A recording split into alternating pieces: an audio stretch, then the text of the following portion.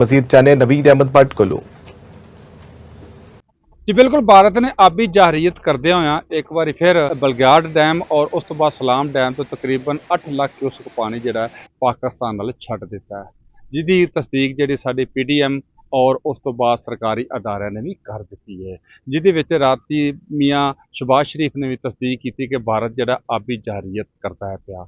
इंतजामिया भी रात को हाई अलर्ट किया और मस्जिदों ऐलान भी किए और इंतजामिया मुतरक भी है और जिथे बन कमज़ोर ने उहदे शगाफ ने उन्होंने ठीक करने दे दिन रात एक हैवी मशीनरी मंगवाई गई है, पत्थर मंगवाए गए हैं और डंपर जड़े ने जेडे कमज़ोर बंद ने उन्होंने मिट्टी पा के ताकि इन्हों मजबूत किया जाए और कोई भी नागहानी सूरत हाल तो बचने वास्ते इंतजामिया हाई अलर्ट है। मैं हैड कादराबाद उत्ते खलोता, हैड कादराबाद पानी की जी आमद 1,54,688 क्यूसक इस टाइम रिकॉर्ड की गई है। हुण वेखना है किस टाइम भारत का छड्डिया पानी जिहड़ा इस इलाके च आउंदा है ते मजीद जिहड़ा वो तबाही मचांदा। मेरे नाल कुछ दोस्त मौजूद ने, वो इस बारे की आंदे ने, उन्हां नाल गल करने आ।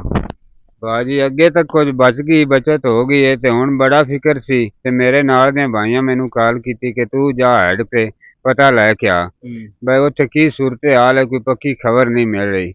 इस वास्ते इत्थे तुहानू पुछया, तुसीं कहंदे पे हो होर पानी आ रहा है, इस वास्ते आए हां ते ये मालूमात लैन आए तुहाडे कोल।